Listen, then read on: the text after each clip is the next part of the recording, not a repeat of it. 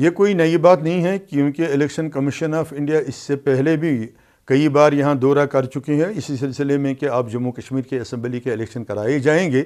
لیکن بدقسمتی کی یہ بات رہی کہ ملک کے آنریبل پرائم منسٹر صاحب کے اعلانات کے باوجود اور الیکشن کمیشن کے دوروں کے باوجود اور ان کی یقین دہانیوں کے باوجود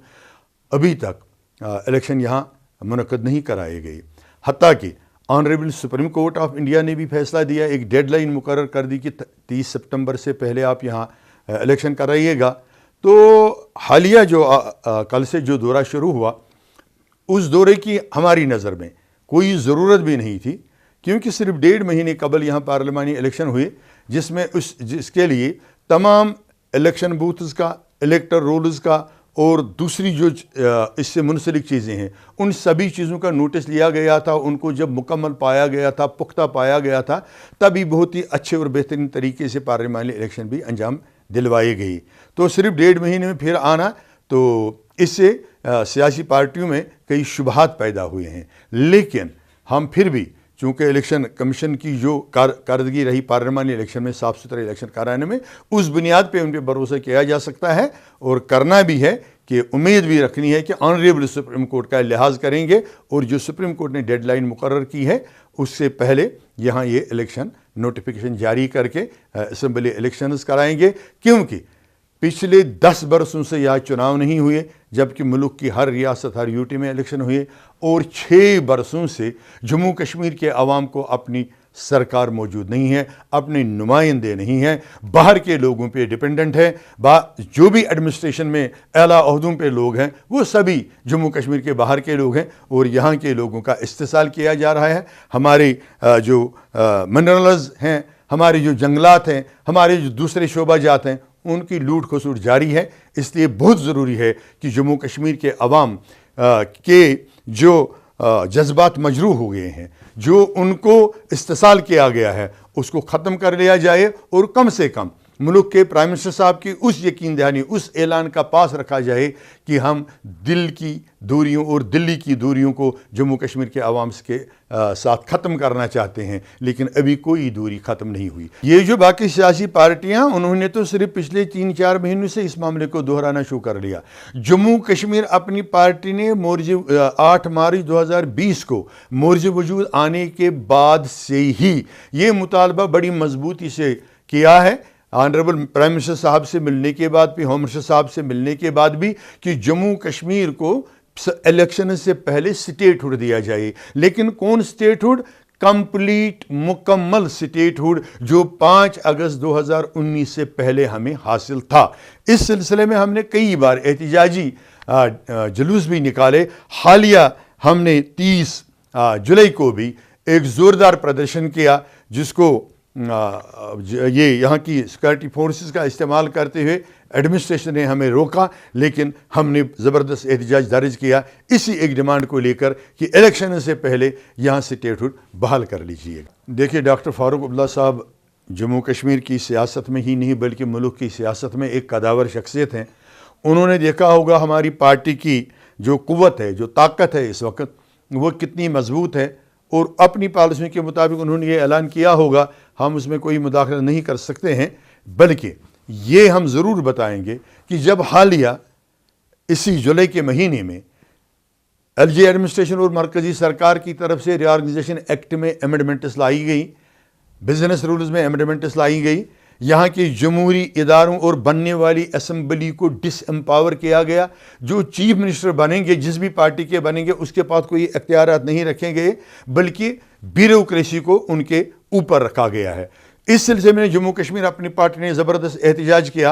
اور تمام ریجنل پارٹی سے اپیل کی، حتیٰ کہ کانگریس پارٹی سے بھی اپیل کی کہ اگر ہم جموں کشمیر کے عوام کے واقعی ہمدرد ہیں، ان کے واقعی دوست ہیں، جموں کشمیر کے عوام کی ترقی چاہتے ہیں، تو ہم سبوں کو مل کر ایک ہی پلیٹ فارم پر آنا ہوگا۔ یہ جو ہمارے کامن منیمم ایشوز ہیں، جو ہمارے مشترکہ جوائنٹ ایشوز ہیں، تو ان کے لیے لڑنا ایک ہی آواز میں مثبت اور کامیاب ہو سکتا ہے، اس چیز کے بجائے جو ہم علیحدہ علیحدہ آوازیں اٹھا رہے ہیں۔ اس سلسلے میں اگرچہ ڈاکٹر فاروق عبداللہ صاحب نے 7 اگست کو ایک میٹنگ طلب کی تھی آل پارٹیز آل ریجنل پارٹیز کی، جس میں ہم اپنی پارٹی کو بھی مدعو کیا گیا تھا، لیکن ان کی کچھ مصروفیات کی وجہ سے ان کو اس میٹنگ کو پوسٹ پون کرنا پڑا۔ تو 2 دن کے بعد محترم ڈاکٹر فاروق اللہ صاحب نے ایک چینل سے انٹرویو دیتے ہوئے کہا تھا کہ اگست کے مہینے میں ہی اس آل پارٹیز میٹنگ کو منعقد کیا جائے گا۔ میں یہاں یہ ضرور بتانا چاہوں گا، جیسا آپ نے فرمایا، کہ جموں اینڈ کشمیر اپنی پارٹی ایک نئی پارٹی ہے۔ ہم ہر اس پارٹی کے ساتھ الائنس کرنے کے لیے تیار ہے جو بی جے پی کے ساتھ نہ ہو، کیونکہ نہ اپنی پارٹی بی جے پی کے ساتھ تھی، نہ بی جے پی کے ساتھ ہے، نہ کبھی رہے گی، کیونکہ بی جے پی گورنمنٹ کی جو پالیسیز ہیں، مرکزی سرکار نے جو پالیسیاں اختیار کی ہیں، وہ جموں کشمیر کے عوام کے مفادات کے خلاف ہیں۔ اس لیے اگر یہاں کی ریجنل پارٹیز میں سے کوئی پارٹی جو بی جے پی کی ہم خیال نہ ہو، ہم اثر نہ ہو، ہم سے الائنس کے لیے بلاتی ہے یا ہمیں چاہتی ہے اس معاملے میں، تو ہم ضرور ان کے ساتھ الائنس کرنے پر پارٹی اعلیٰ کمان سوچے گی اور وہ ایک مثبت فیصلہ لے گی۔ دیکھیں، جیسے میں نے پہلے بھی عرض کیا کہ ای سی آئی نے کئی بار یہاں دورے کیے، یقین دہانیاں بھی دی، لیکن الیکشن کنڈکٹ نہیں کرائی، جس سے تمام ریجنل پارٹیز بہت دکھی ہیں اور ان پہ اعتبار بھی کم ہوا ہے۔ مگر جب دوسری جانب دیکھیں، ہمارے پاس کوئی اور چارہ ہے بھی نہیں، کیونکہ الیکشن کمیشن آف انڈیا ایک معتبر اور غیر جانبدار ادارہ ہے، جس کو ذمہ داری ہے ہر اس ریاست میں الیکشن کرانے کی جس ریاست میں انتخابات کا وقت مکمل ہو چکا ہو اور نئے سرے سے کرانے ہوں گے۔ اب ایک مثبت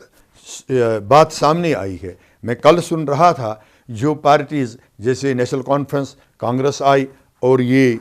پیپلز ڈیموکریٹک پارٹی ان سے ملی، تو ان کے نمائندے جب باہر آئے تو ان سے پوچھا گیا کہ آپ بتائیے الیکشن کمیشن کا جو رویہ رہا، جو ان کی آپ سے بات چیت رہی، اس پہ آپ مطمئن ہیں؟ تو سبھی پارٹیوں نے یہی کہا، کانگریس نے بھی کہا، نیشنل کانفرنس نے بھی کہا، پی ڈی پی نے بھی کہا، ہم مطمئن ہیں، ان کا رویہ بہت اچھا ہے، اور انہوں نے یقین دیا ہے کہ سپریم کورٹ کی ڈیڈ لائن کو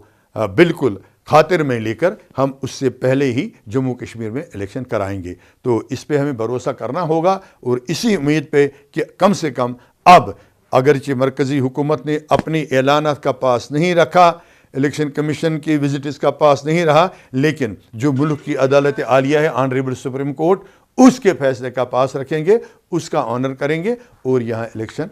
23 سپٹمبر سے پہلے شروع کریں گے۔